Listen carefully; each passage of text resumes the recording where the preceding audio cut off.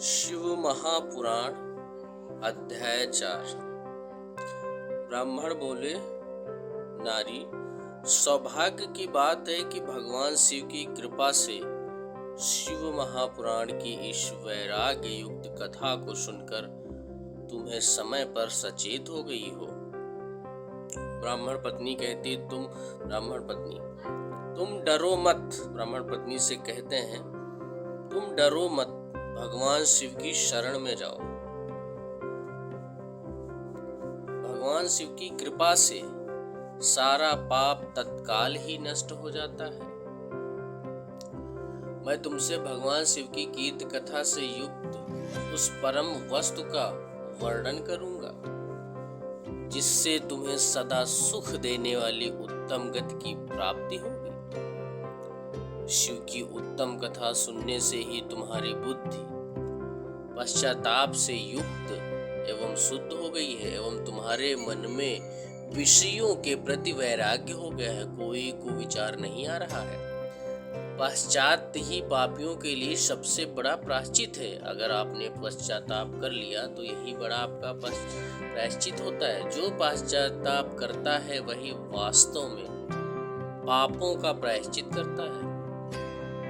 जो पुरुष विधि पूर्वक प्रायश्चित करके निर्भय हो जाता है पर अपने कुकर्म के लिए पश्चाताप नहीं करता, उसे प्रायः उत्तम गति प्राप्त नहीं होती है।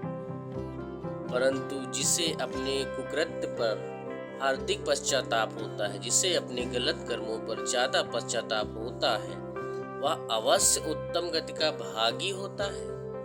इसमें कोई संशय नहीं है। इस शिव पुराण की कथा सुनने से जैसे चित्त की शुद्धि होती है, वैसे किसी दूसरे उपायों से नहीं होती है। जिस प्रकार दर्पण साफ करने पर निर्मल हो जाता है, उसी प्रकार इस शिव पुराण की कथा से चित्त अत्यंत निर्मल हो जाता है। इसमें संशय नहीं है। मनुष्यों के शुद्ध चित्त में जगदम्बा पार्वती सहित भगवान शिव विराजमान रहते हैं। इससे वह विशुद्ध आत्मा पुरुष श्री शाम सदाशिव के पद को प्राप्त होता है। इस उत्तम कथा का श्रवण समस्त मनुष्यों के लिए कल्याणकारी बीज है। अथा यथोचित शास्त्रों के मार्ग से इसकी आराधना अथवा सेवा करनी चाहिए। यह भवबंधन रूपी रोग का नाश करने वाली है। भगवान शिव की कथा को सुनकर फिर अपने हृदय में उसका मनन एवं निध्यासन करना चाहिए। इससे पूर्णतः चित्त शुद्धि हो जाती है। चित्त शुद्धि होने से महेश्वर की भक्ति अपने दोनों पुत्रों यानी ज्ञान और वैराग्य के साथ निश्चय ही प्रकट होती है। तत्पश्चात महेश्वर के अनुग्रह से दिव्य मुक्ति प्राप्त होती है। इसमें किसी भी प्रकार का संशय नहीं है। जो व्यक्ति मनुष्य से वंचित है, जो व्यक्ति मुक्ति से वंचित है, उसे पशु समझना चाहिए, क्योंकि उसका चित्त माया के बंधन में बंधा हुआ है। या निश्चय ही संसार बंधन से मुक्त नहीं हो पाता है। ब्राह्मण बोले उस औरत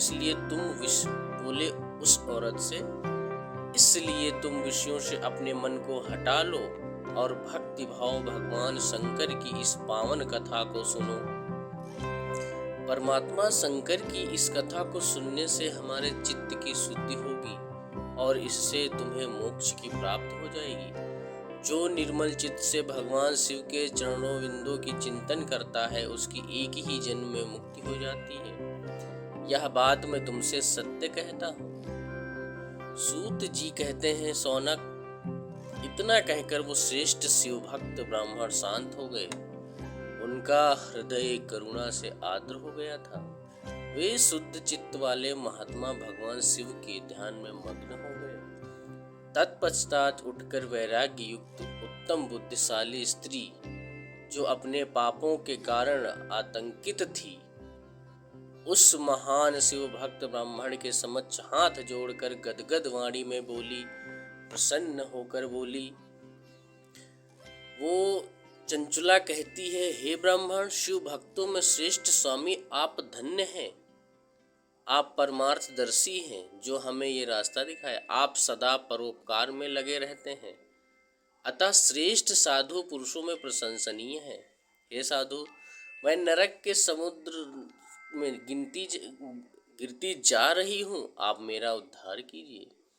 पौराणिक अर्थ तत्व में संपन्न जिस सुंदर शिव पुराण की कथा को सुनकर मेरे मन में संपूर्ण विश्वों से वैराग्य उत्पन्न हो गया है, उसी शिव पुराण को सुनने के लिए मेरे मन में बड़ी श्रद्धा उमड़ रही है।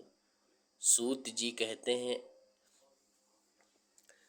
हे चंचुला, हाथ जोड़कर उनका अनुग्रह पाकर शिव पुराण की कथा को सुनने की इच्छा मन में लिए उन ब्राह्मण देवता की सेवा में तत्पर हो वहाँ रहने लगी। वो स्त्री वहीं डेरा जमा के कथा आदि पाठ सुनने के लिए वहाँ रहने लगी। तो ये था हमारा